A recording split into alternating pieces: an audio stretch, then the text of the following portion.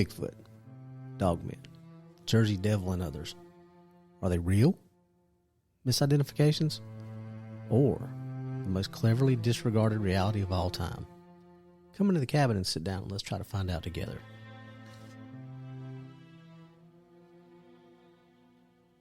Hey, Lance, how you doing? Hey, Robbie, how you doing today? Doing good. Glad to be back here in the cabin. Yeah.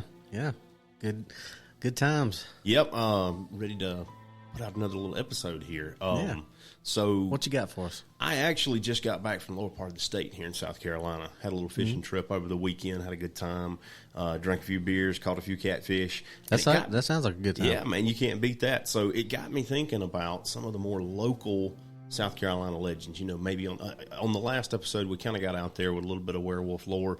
You know, jumped from everywhere from up in Michigan, Wisconsin, over to England, and talked about all the sightings all over the world. But so something a little more close to home. Have you ever heard of the Lizard Man of Bishopville, South Carolina? I have. If that's the same one as like the Lizard Man of Lee County, too. That's right. Same kind of encounter, same area. You know, you're talking about a city just west of Daytona, just a little bit southeast of Columbia, our state capital. And, you know, all this kind of stuff took place back in the 80s, and there was a pretty good rash of sightings. You know, if the Pacific Northwest has Bigfoot, here in South Carolina, we've got the Lizard Man. So we're known for the Lizard Man in South Carolina. Yeah, we're the lizard. This is Lizard Man country. You know, a little more fantastical creature here, and, you know, I was trying to quantify in my head, you know, how this thing could exist if it is a real creature.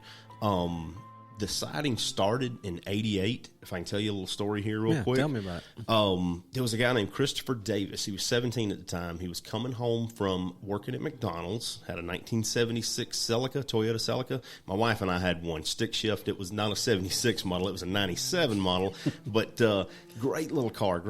So he had a flat on his way home from work one night, gets out to change it, and actually gets attacked by what he describes as a 7-foot tall lizard man.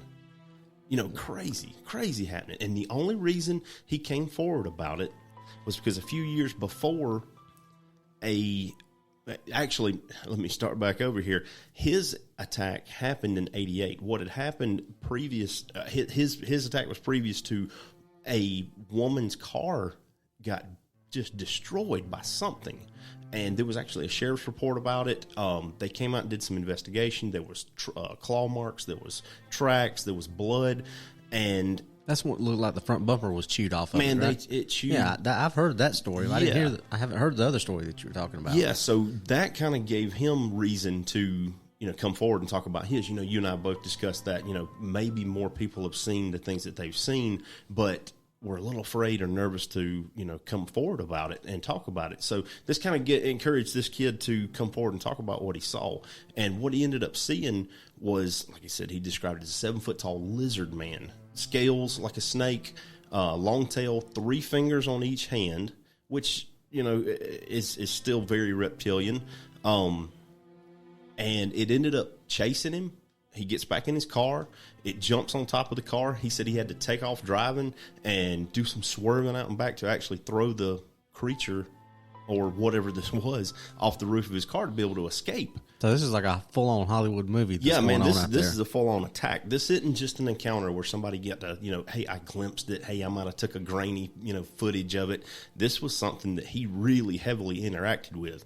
And so, you know, the description that he had of it was this very large, very reptilian, 3-fingered creature that attacked his car. And, you know, the only thing I could equate to, you know, Bishopville being right along the line of Columbia, it's right below the mark that you would say an alligator could exist and live. And the reason I bring that up is I've alligator hunted for about the last 10 to 12 years, had some pretty good success. We've enjoyed it. We actually have an alligator season here in South Carolina. Yeah, you told me a little bit about it, but yeah. Why don't you explain the... So what I was trying to equate that to was that, you know, is this reptilian creature like this some sort of mutated or bastardized version of an alligator? That to me could actually be a little bit of truth because you're not seeing this thing a lot. This thing happened in the 80s. They actually have still had some sightings up into the 2000s. Really? 2015, 2017. In 2017, the South Carolina Emergency Management Division actually put out a tweet during the solar eclipse. You remember we had the solar eclipse? Yeah. They said, we need to be a little bit more cautious about paranormal activity in and around that. And that was kind of based around that lizard man sighting. They threw a little humorous tweet out there because there are still people up until like 2015. Joe Wilson supposedly had some photos of them. You can find those online if you want to look them up. This thing's been going on and on and on from the 80s. I guess where it kind of brings it home to me is me hunting alligators and trying to pursue these, different creatures. These are pretty elusive creatures, alligators we're talking about here. This is something that you may be right in beside and have no clue that it's there, but it can absolutely exist there, and you just ride right past it. Prime example, one of the biggest ones we were able to harvest was just a little over 11 foot. This one came from an area in a bend of a river that I had been fishing for 10 years previous to alligator hunting there and never saw it. Alligators are very territorial creatures. These things have a home territory that they consider as theirs. The only thing that's going to run them off is either a bigger alligator or something unnatural that's pushing them out. You get what I'm saying? Right. There's not a lot that's going to move an 11-foot alligator. So this one that we harvested has been in this same area. Robbie, I've never seen it before. Never seen it before until that night when we were specifically looking for it. So to me, if there is a swamp creature of some kind out there, it's got to be something that's akin to the American alligator. There's only two species of alligator that exist. There's our American alligator that exists here in the southeast, and there's also a Chinese alligator that's considerable smaller, and it does very endangered too. Yeah, they are very endangered, but you don't see those here in the south. This is what we've got: is the American alligator. And I guess the whole point of that was to say that if one of these things does exist, it's using that elusive nature to be able to skirt the human population in and around South Carolina. One other, tidbit of information that really got me thinking, Christopher Davis was actually murdered in 2009. Really? Shot in his own home. If you wanted to look it up, there's a book by a guy named Lyle Blackburn. He actually wrote about the first account of the swamp creature, the lizard man, the monster of Bishopville, and he did a phenomenal book, and he actually can quote some other people that have had sightings that have died from unnatural causes.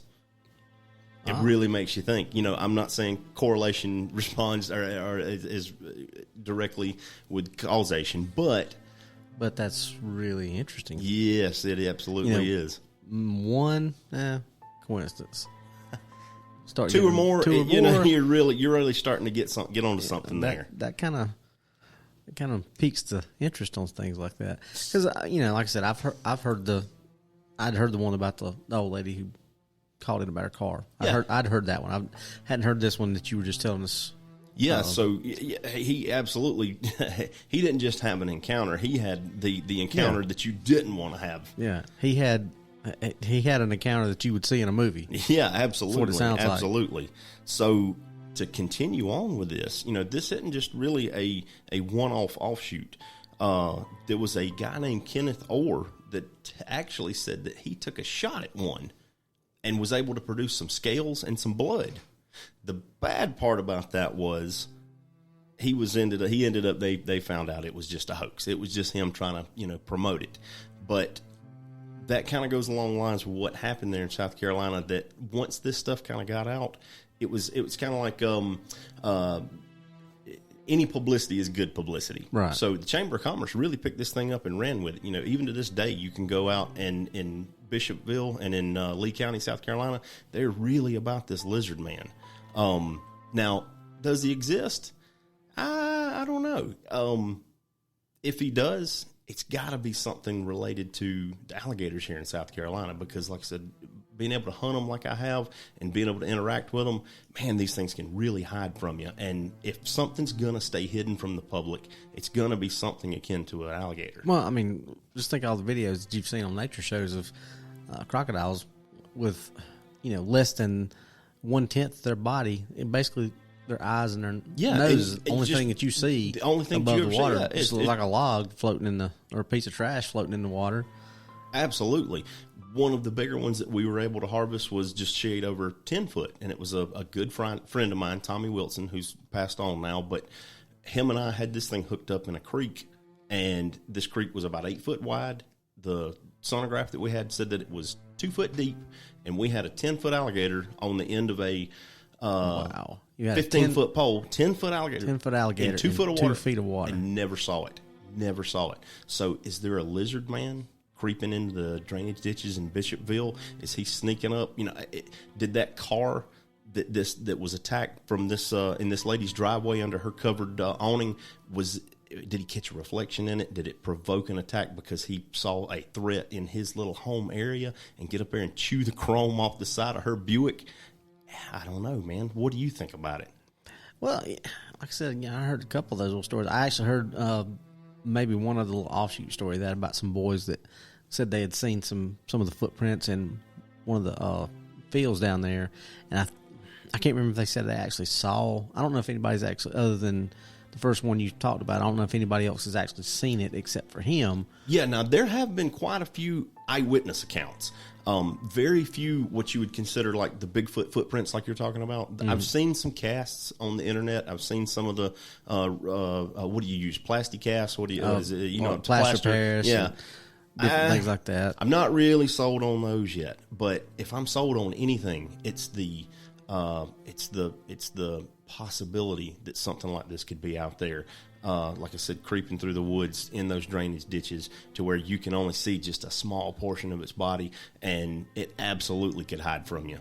Right. I mean, just like you said, you've got a 10-foot alligator in 2 feet of water. Yeah. I mean, a 10-foot alligator that's big. Yeah, listen, we ended up getting this thing to the bank. We ended up or getting it on the boat. We did what we needed to do, dispatched it, got back, took measurements. This thing estimated weighed about 500 pounds. This was not a small creature. And, their ability to mask themselves, to hide in the shadows, you don't see them. The eyewitness accounts do account for a little bit of stuff that does a little bit more that relates to an alligator. When they would hit it with flashlights, or if it was seen in car headlights, the eyes would glow red. Same thing with alligators. That's about the best way you're able to see them, is those eyes glowing red. So everything. So this really thing's had the same color eye shine as alligators. Yeah, that reflection is still there and still correct, and everything's kind of falling in line. That to me, this is some type of mutated alligator creature that's lurking in these woods and these swamps in and around Lee County, South Carolina. Man, like I said, I heard it back when I was a kid, and funny enough, up here around Dakesville, I don't know if you ever remember hearing about this too, but somebody tried to cash in on that. Oh yeah. We had the Gizzard Man. I don't know about the Gizzard Man. Now, the Gizzard Man was just it was a trying to.